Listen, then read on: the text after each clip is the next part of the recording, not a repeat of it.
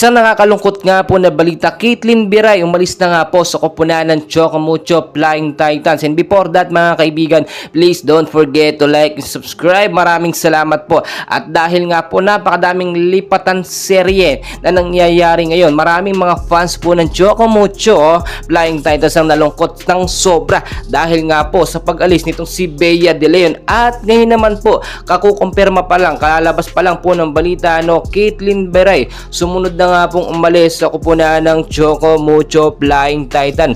So ano nga ba ang pinaka main reason nitong si Caitlin Biray at umalis na nga po siya sa koponan ng Chocomucho Flying Titans kung kailan naka silver medal pa sila. And so far kung titignan nyo po yung performance ni Caitlin Biray, napakaganda talaga, unpredictable yung kanyang mga nagagawang mga tira, yung kanyang performance talaga ay talagang hindi natin inaasahan.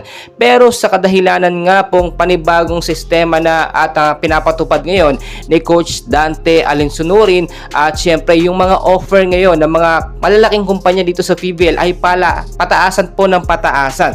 At nakikita nyo naman kahit mga captain, star player ng mga sikat na team naglilipatan po para sa pera. Yun po yung number 1 na ating nakikita. At kung makikita nyo rin, si Caitlin Biray hindi po siya madalas nagagamit or na ipapasok nga po sa first leagues lineup po ng Chocomucho Flying Titans sa panibagong sistema ni Coach Dante. Kaya masakit man natanggapin na umalis na si Caitlin Biray, which is tatak din ng Chocomucho Flying Titans, masakit ito para sa mga fans, pero maging masaya tayo dahil mas maganda yung team na kanyang mapupuntahan, which is mas doon siya magagamit. Alam naman natin talagang yung performance itong si Caitlin Biray parang talagang napakagaling na, higit pa sa star player. Marami ang nalulungkot. At tinitignan din natin dito yung isang reason din kaya hindi na nga po ito nag-renew pa o umalis na ito sa koponan ng Chocomucho Flying Titans dahil yung sistema ngayon ni Dante Alinsunurin ay hindi nagpipit, ay kontra din po sa pinapakita o ginagawa ng Chocomucho noon.